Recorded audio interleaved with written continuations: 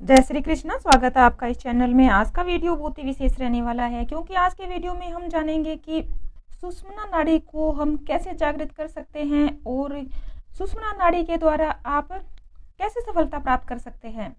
चाहे वह कोई सफलता सांसारिक हो, आध्यात्मिक हो, चाहे आपको धन दौलत, नेम फेम, प्रतिष्ठा या कोई भी, अगर आप अपना आध्यात्मिक विकास करना चाहते हो तो सब प्रकार का विकास आप सुषुम्ना नाड़ी के जागरण से कर सकते हो।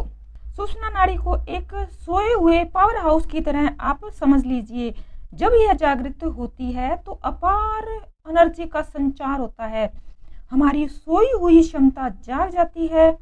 यह कोई चमत्कार नहीं, हिमालय पर जो तपस्या करते हैं उन साधुओं के लिए नहीं, कोई भी इसे प्राप्त कर सकता है। जो आंतरिक यात्रा पर निकलने को तैयार है, योग, प्राणायाम, ध्यान जैसी साधनाएं से हम अपनी सोई हुई शक्ति को भी जगा सकते हैं। इसलिए आप वीडियो को लास्ट तक देखिए ताकि सारी बात आपको क्लियर हो जाए और इसका लाभ आप उठा सको। आपने 3 नाड़ियों के बारे में सुना होगा। इसके पहले मैंने बहुत ही सरल भाषा में वीडियो बना रखी है, अगर आपको नहीं पता तो आप वह देख सकते हैं। सूर्य नाड़ी में क्या काम करना चाहिए, चंद्र नाड़ी में क्या काम करना चाहिए। एक बात आप यहाँ पर समझ लीजिए कि जहाँ भी आप देखते हो वहाँ पर आपको एक कॉमन चीज़ नज़र आएगी। चाहे आप नेचर को देखिए, चाहे आप अपने आप को देखिए, मन को देखिए, जो एक चीज़ है वह आपको एक कॉमन नज़र आएगी। यानी जैसे अंधकार होता है और प्रकाश होता है, स्त्री होती है, पुरुष होता है, दिन है, रात है, नेगेटिव एनर्जी है, पॉजिटिव एनर्जी है। यह जोड़ा ना केवल नेचर ने बल्कि हमारे अंदर मौजूद जो शक्ति होती है उसमें भी है। वह जो जड़ और चेतन प्राण शक्ति के रूप में हमारे मन के रूप में है। इसे हम ईड़ा नाड़ी और पिंगला नाड़ी कहते हैं। हमारे जो नाक के 2 छिद्र होते हैं, 2 नोस्ट्रल होते हैं जिसको हम नासिका बोलते हैं। हमारी जो राइट साइड की नासिका है, इसमें से अगर हवा आ रही है, सांस आ रहा है तो इसे हम राइट साइड का स्वर, दायां स्वर और पिंगला नाड़ी बोलते हैं। जब लेफ्ट साइड की नासिका से सांस आ रहा है तो हम इसे बायां स्वर और ईड़ा नाड़ी बोलते हैं। और जब दोनों नोस्ट्रल से सांस आ रही होती है तो हम इसे सुषुम्ना नाड़ी बोलते हैं। हर घंटे 1.5 घंटे में हमारी बारी बारी से दोनों नाड़ियां चलती है, कभी ईड़ा नाड़ी चलेगी, कभी पिंगला नाड़ी चलेगी। और जब एक नाड़ी बंद होने वाली होती है, दूसरी नाड़ी स्टार्ट होने वाली होती है, तब सिर्फ थोड़े से टाइम के लिए सुषुम्ना नाड़ी भी चलती है।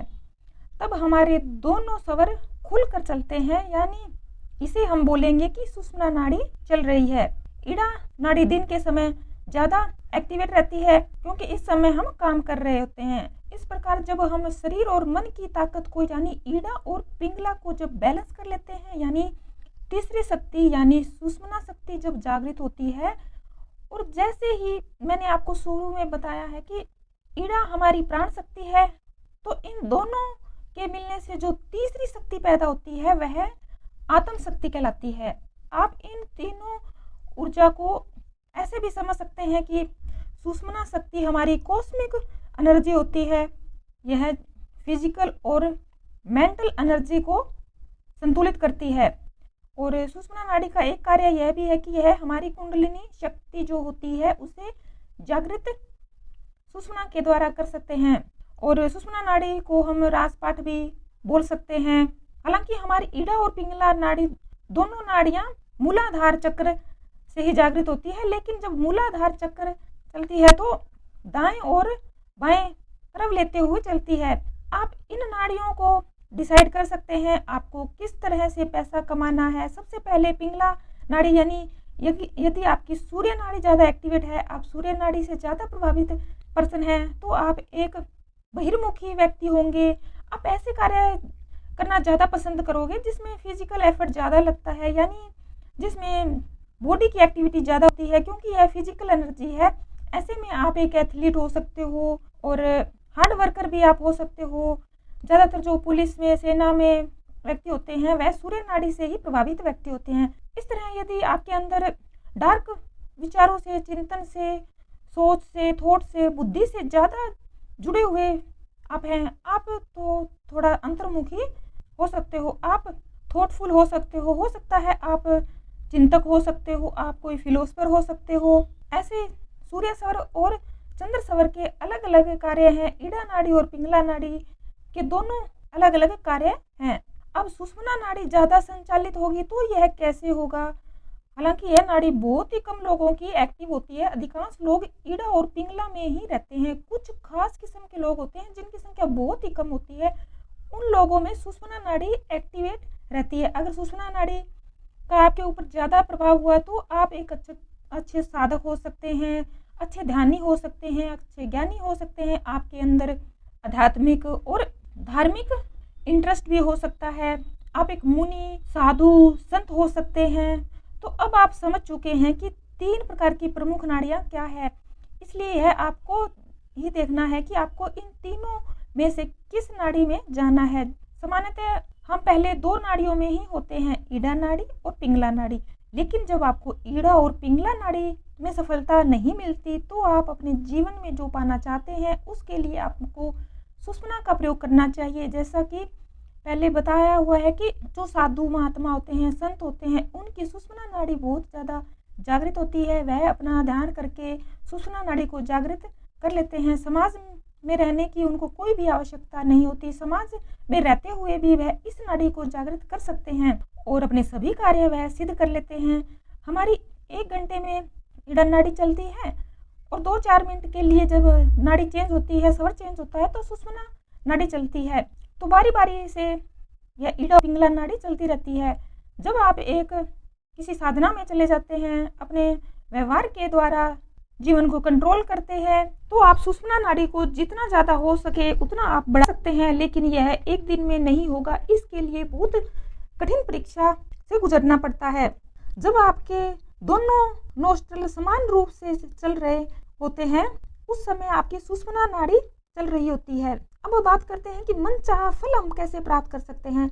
जब हम ईड़ा और पिंगला नाड़ी के माध्यम से जितनी भी इंफॉर्मेशन हम कलेक्ट करते हैं, जो भी हमारे मन की गहराइयों में जो भी इंफॉर्मेशन जाती है वह सिर्फ बुद्धि तक ही हम सुनते हैं और सुनकर भूल जाते हैं, जिससे हमारे जीवन में कोई ज़्यादा ट्रांसफॉर्मेशन नहीं आता। जिस तरह से हम ज्ञान तो बहुत लेते हैं, साधु है, संत है, किताबों से, लेकिन हमारे जीवन में ज़्यादा बदलाव नहीं आ रहा। जब तक आप ईड़ा और पिंगला नाड़ी में रहते हैं तब तक आप इंफॉर्मेशन इकट्ठी करते रहते हैं। यह सिर्फ आपके माइंड तक ही सीमित रहेगी, उसका अपने जीवन में कुछ ज़्यादा प्रभाव अगर आपको नहीं देखने को मिल रहा है तो आप अपनी सुषुम्ना नाड़ी एक्टिवेट करना शुरू कर दीजिए। आपका ज्ञान आपके अंदर ट्रांसफॉर्मेशन लाना शुरू कर देगा, यानी जो भी आप सीखोगे उसके अनुसार आप अपने जीवन में चेंजेस ला सकोगे। सुषुम्ना का पहला लाभ यह है कि जीवन में इंफॉर्मेशन से ट्रांसफॉर्मेशन लेकर यह नाड़ी आती है। यह सिर्फ ज्ञान ही नहीं रहता, इसका अनुभव भी लगातार बनना शुरू हो जाता है। अब हम ईश्वर से बहुत प्रार्थना करते हैं वह हमारी सहायता करें, लेकिन हमारी प्रार्थनाएं पूरी नहीं हो पाती और जिस सोच का और जिस इच्छाओं का सिर्फ हमारा ही फायदा होता है, दूसरों का फायदा नहीं होता, तो फिर समझ लो कि हम ईड़ा और पिंगला नाड़ी में ही कार्य कर रहे हैं और ईश्वर हमारी सहायता नहीं कर रहा, क्योंकि हम सिर्फ अपने लिए ही सोच रहे हैं। हमारे विचारों में, हमारी इच्छाओं में सबका फायदा सम्मिलित है तो ईश्वर हमारी सहायता जरूर करेगा। क्योंकि जब आप अपना फायदा ना सोचकर पूरी दुनिया का फायदा, आसपास के लोगों का फायदा सोचते हैं, ऐसा कार्य करते हैं, तो आप सुषुम्ना नाड़ी के जो बेनिफिट है वह आप ले सकते हो। जैसे कि सुषुम्ना नाड़ी आपकी एक्टिवेट होती है, आपकी प्रार्थनाएं पूरी होना शुरू हो जाती है। इसके अलावा सुषुम्ना नाड़ी आपकी ज़्यादा देर चलनी शुरू हो जाती है तो आपको हमेशा अच्छे लोग मिलने शुरू हो जाएंगे, जो आपको हमेशा ऊंचा उठाने का प्रयत्न करेंगे, आपको अच्छी सीख देंगे। हमें जो भी सफलता मिलती है वह टेम्परेरी होती है, एक लिमिट समय के लिए होती है। जैसा कि अगर आपको कोई गवर्नमेंट जॉब मिलती है तो आप 20-30-40 साल उसी में बिता लोगे, लेकिन जब सुषुम्ना नाड़ी जागृत करके उसके मार्ग पर आप चलते हो तो जो सफलता मिलेगी वह परमानेंट होगी और उसकी कोई भी सीमा नहीं होगी। विशाल सफलता आपको मिलेगी, विशाल सफलता के द्वार आपके लिए खुल जाएंगे। जब आपकी सुषुम्ना नाड़ी एक्टिवेट होती है तो आप अपने जीवन में ईमानदारी से जीते हैं। स्वार्थ का यहाँ पर कोई भी स्पेस नहीं होता। आप किसी भी प्रकार की बेईमानी वगैरह नहीं करते, लेकिन जब आप ईड़ा पिंगला में रहते हो तो उसके माध्यम से कार्य करते हो तो आपके जीवन में बेईमानी भी आ सकती है। लेकिन सुषुम्ना नाड़ी जितना ज़्यादा जागृत होगी आपकी लाइफ में उतनी ही ज़्यादा ईमानदारी आएगी, पॉजिटिविटी आएगी, सज्जनता आएगी, क्योंकि सुषुम्ना का जो मार्ग है ना, वह तर्क का मार्ग नहीं है, ना ही वह सोच विचार का मार्ग है, वह रहस्य का मार्ग है। कहते हैं ना कि जिसका कोई नहीं होता उसका सिर्फ परमात्मा होता है। तो जब आपकी सुषुम्ना नाड़ी एक्टिवेट होगी तो आपके सारे कार्य बिना आपके चाहे भी पूरे हो जाएंगे। सोचने मात्र से ही सारे कार्य पूरे हो जाएंगे। एक अलग ही चमत्कार आपकी लाइफ में होगा।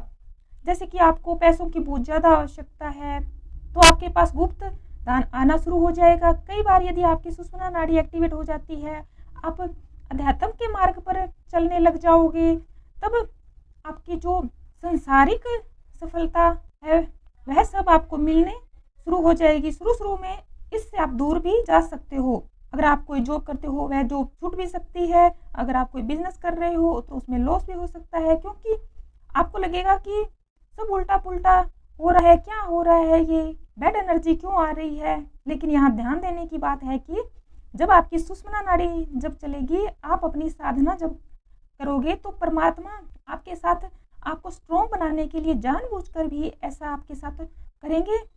वह इसलिए करेंगे ताकि जो यह टाइम है यह चेंज का टाइम होगा। आपकी शक्तियाँ पूरी तरह से नियोजित तरीके से जब आप पुराना नहीं छोड़ोगे तो वह शक्तियाँ नए तरीके से पॉजिटिविटी कैसे लेकर आ सकती है। हो सकता है कि आपसे कुछ छीन लिया जाए जो आपके लिए सुटेबल नहीं है। परमात्मा हमें वही देता है जो हमारे लिए सुटेबल होता है, और आपके पास जो कुछ है वह आपसे छीना जा सकता है ताकि आपको कुछ नया दिया जा सके, आप अपनी लाइफ को दोबारा शुरू कर सको। इस बात को आप ऐसे समझ लीजिए कि जैसे हमारा फ़ोन होता है, उसमें कोई खराबी आ जाती है तो हम उसे रीसेट करते हैं ताकि नए तरीके से हम उसे शुरू कर सकें। हमारे जीवन में कई बार परमात्मा इस प्रकार का कष्ट देते हैं लेकिन हम समझ नहीं पाते। हमें लगता है कि वह कष्ट दे रहे हैं, जबकि हम लंबे समय के लिए परमात्मा उसमें हमारी भलाई देखते हैं। बस सुषुम्ना नाड़ी अगर आपकी एक्टिवेट होगी तो प्योर एनर्जी आपको मिलेगी, शुद्ध एनर्जी आपको मिलेगी। तो उसमें जो भी धन आपकी ओर आएगा वह बिल्कुल वाइट मनी होगा, वह आपकी एक पवित्र कमाई होगी। लेकिन जब ईड़ा नाड़ी और पिंगला नाड़ी में हम कुछ कार्य करते हैं तो उस अशुद्ध ऊर्जा भी आ सकती है। जब आप सुषुम्ना नाड़ी को एक्टिवेट करके मनी को अट्रैक्ट करोगे तो बिल्कुल प्योर मनी आपके पास होगी, खुशियाँ होगी, समृद्धि होगी, आपकी घर में कोई भी रोग बीमारी नहीं होगी, किसी भी प्रकार के झगड़े में आप नहीं पड़ोगे, मुसीबत में आप नहीं पड़ोगे, हर तरफ से सुख समृद्धि आपके पास आएगी। सुषुम्ना नाड़ी के महत्व को जानना है कि इसके जागृत होने से हमारे जीवन में क्या पॉजिटिव परिवर्तन हो सकते हैं। तो जो भी परिवर्तन होगा वह पॉजिटिव ही होगा। लेकिन हम ऐसा करें क्या कि हमारी सुषुम्ना नाड़ी अधिक से अधिक जागृत हो, और किस प्रकार हम इससे जुड़ सकते हैं। सबसे पहली चीज़ तो यह है कि आपको समर्पण करना है, समर्पण की भावना रखनी चाहिए। स्वार्थ से बिल्कुल कट जाना है, आपको दूर हो जाना है स्वार्थ से। जब आप के अंदर अहंकार होगा, ईगो होगी, तब परमात्मा भी आपकी सहायता नहीं करेगा। इसलिए हमेशा आप देने का भाव रखिए, आपको कुछ नहीं सोचना है, बस आप यह करते जाइए कि मैं जो परमात्मा करवा रहा है वही कार्य कर रहा हूँ। मैं करना आप छोड़ दीजिए। जो भी कार्य होगा मेरे द्वारा, जो भी कार्य हो रहे हैं उसके पीछे परमात्मा है। बस मुझे ईमानदार रहना है, सात्विक रहना है और परमात्मा का बच्चा बनकर बहुत ही अच्छे अच्छे काम करने हैं, भलाई का काम करना है। सबसे पहले तो अपने आप को आपको शुद्ध करना होगा। हमारी सोच बहुत छोटी होती है, इसलिए हम छोटा ही प्राप्त कर सकते हैं, और परमात्मा हमें बड़ा देते हैं, इसलिए हम अपनी सोच को भी बड़ा रखें, हम देने का भाव रखें। आपने देखा होगा कि बच्चे जब छोटे होते हैं तो उनकी सुषुम्ना नाड़ी ज़्यादा एक्टिवेट रहती है, क्योंकि वह परमात्मा से जुड़ा रहता है। परमात्मा ही उसे बड़ा करते हैं। भले ही हम उसका लालन पोषण करते हैं, लेकिन उसका छोटे से बड़ा होना, इसके पीछे परमात्मा ही है, परमात्मा का सहयोग है। इस प्रकार आप देखेंगे कि आप जितनी ज़्यादा समर्पण की भावना रखेंगे उतनी ही जल्दी आपकी सारी विश पूरी होगी। आप कोई भी आध्यात्मिक जो क्रियाकलाप है, डेली आप प्रैक्टिस कीजिए, आपको एनर्जी मिलती रहेगी, आप रिचार्ज होते रहोगे, आपकी एनर्जी हमेशा पॉजिटिव बनी रहेगी और आपकी जो सुषुम्ना नाड़ी है ज़्यादा से ज़्यादा चलनी शुरू हो जाएगी। लेकिन जो लोग अध्यात्म से नहीं जुड़ पाते हैं, उनको परमात्मा से ऊर्जा नहीं मिलती और उनकी ऊर्जा गिरनी शुरू हो जाती है। इसके अलावा सुषुम्ना नाड़ी को जागृत करने के लिए आप अनुलोम विलोम कर सकते हैं, अपना नाड़ी शोधन कर सकते हैं, भ्रमरी प्राणायाम जैसे अभ्यास आप स्टार्ट कर सकते हैं और बिल्कुल शांत रहकर आपको यह कार्य करना है। और सुषुम्ना नाड़ी को एक्टिवेट करने के लिए ध्यान समाधि की प्रक्रिया, चेतना को एकाग्र करने की प्रक्रिया आप कर सकते हैं। सुषुम्ना नाड़ी को जागृत करने में यह सब आपकी मदद करते हैं। कुछ आसन भी होते हैं जो सुषुम्ना नाड़ी को एक्टिवेट कर सकते हैं, जैसे भुजंगासन हो गया, हलासन हो गया, सर्वासन हो गया। इससे भी आपको काफ़ी मदद मिलती है। मूलाधार से सहस्त्रार तक के चक्रों पर आप डेली ध्यान कीजिए, मंत्रों का जाप कीजिए, इससे भी आपकी सुषुम्ना नाड़ी जागृत हो सकती है।